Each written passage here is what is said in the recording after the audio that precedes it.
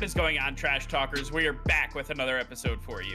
In today's video, we're going to give you our season preview for the Cincinnati Bengals. All that and much more coming your way right now!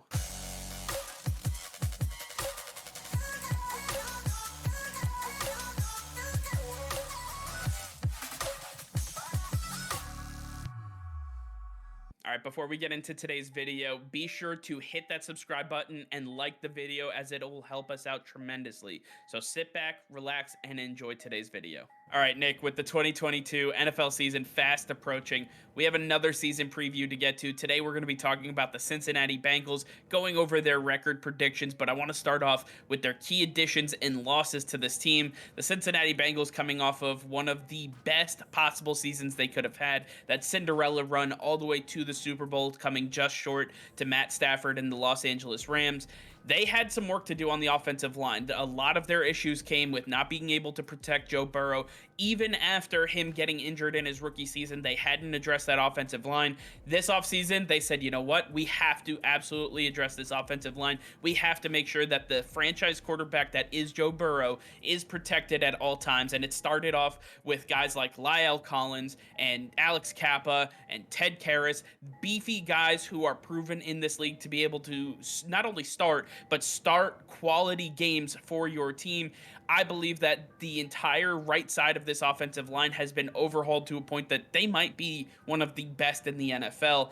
This Cincinnati Bengals offensive line went through a ton of changes, and they also added to another weapon for Joe Burrow, getting Hayden Hurst from the Atlanta Falcons, another big player for them as well. When you take a look at their losses, not too many to speak of. Trae Waynes remains unsigned at this point in time. Riley Reef is still a free agent. They lost CJ Uzomah to the New York Jets. And you talk about some other players. Larry Ogunjobi's not with the team right now. And there's a couple other players that they didn't resign, but this is a very young team. This is a team that is prepared to have their core ready for the future for many years to come.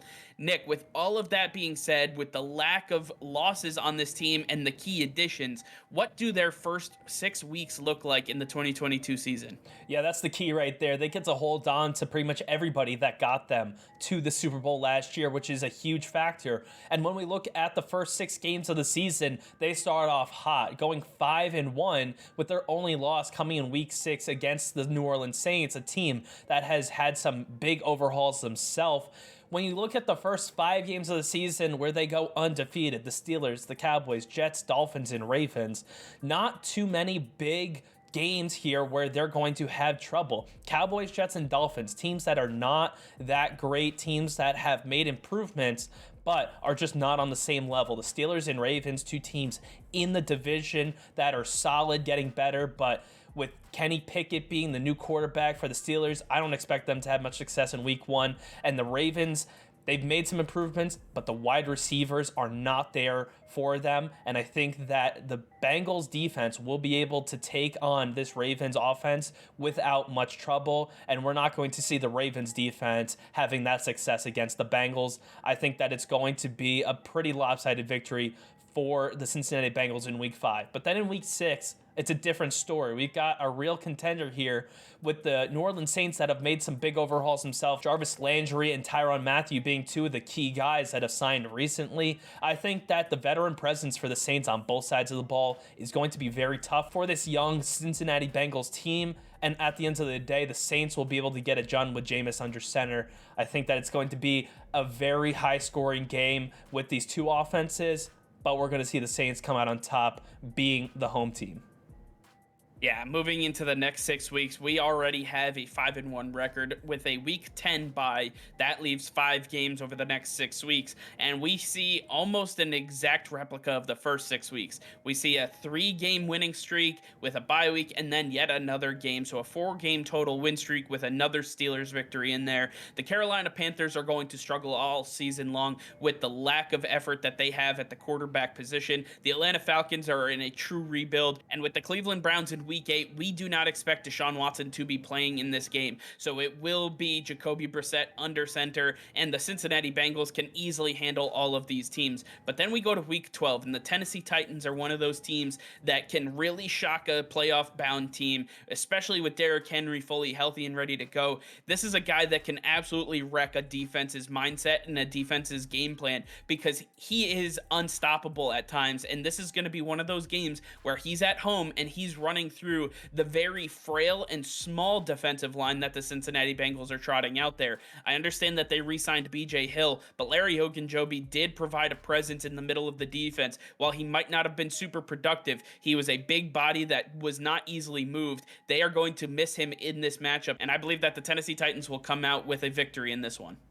And then taking a look at the last 6 games of the season, we see a little bit of a different story, going 3-3 to end 12-5 on the season, with a couple big losses starting in week 14 with the Cleveland Browns. Now, we are operating under the suspicion that Deshaun Watson will be suspended for the first half of the season, which means he's available for this game. If that's the case, I think that this Bengals defense is going to struggle with Deshaun Watson, Amari Cooper, Nick Chubb, Kareem Hunt, too many weapons on the Browns offense for them to handle. They're an improving defense, a lot of young names that have not blown up yet, but I think it's still going to be a little too much to handle this Browns offense, and I think they're going to get the best of the Bengals in this matchup. Then going into week 15, another big game, even tougher. You've got Tom Brady. That's always going to be a tough matchup, but we've never seen Tom Brady against Joe Burrow. This is the first time and probably the only time we'll ever see it. It's in Tampa Bay, it's on Tom Brady's turf, and he's not going to let this game get past him. He knows how big the Bengals are, how much of a contender they are, and he's going to want to prove himself. But then moving over to week 17, the Cincinnati Bengals making their way to Buffalo in January to take on the Buffalo Bills. That screams like the Buffalo Bills are going to get a victory, but I believe that the Cincinnati Bengals, understanding this weather, understanding the high-pressure situation since they were in the playoffs last year, they know what this is going to feel like. They're going to be prepared, and they're going to be able to take on the Buffalo Bills without many issues. Josh Allen can be contained, and I think the Bengals have what it takes to contain him. As long as they're able to keep him under wraps, they'll be able to keep the rest of this offense under control, and they should have a pretty smooth victory. I think it's going to be close, but they will be able to squeak it out. The Bengals finishing 12-5 is not a surprise. What is a surprise is how well they were able to consistently win at big clips at a time. Obviously, getting a big victory over the Chiefs in week 13, the Bills in week 17. They are ending their season the right way heading into the playoffs. At 12-5 record is most notably one of the easiest ones to predict that will be in the playoffs. But I want you guys to follow the series. Make sure that you see the Bengals in the playoffs against who is the question mark. So let us know in the comments down below what you think of the Bengals season, and let us know who you think they'll be facing in the first round of the playoffs. All right, well, that's going to be all for now. Thank you all for watching. Be sure to like this video and subscribe to the channel if you haven't already. Hit that notification bell. We go live every single day. That'll be all. Peace and love.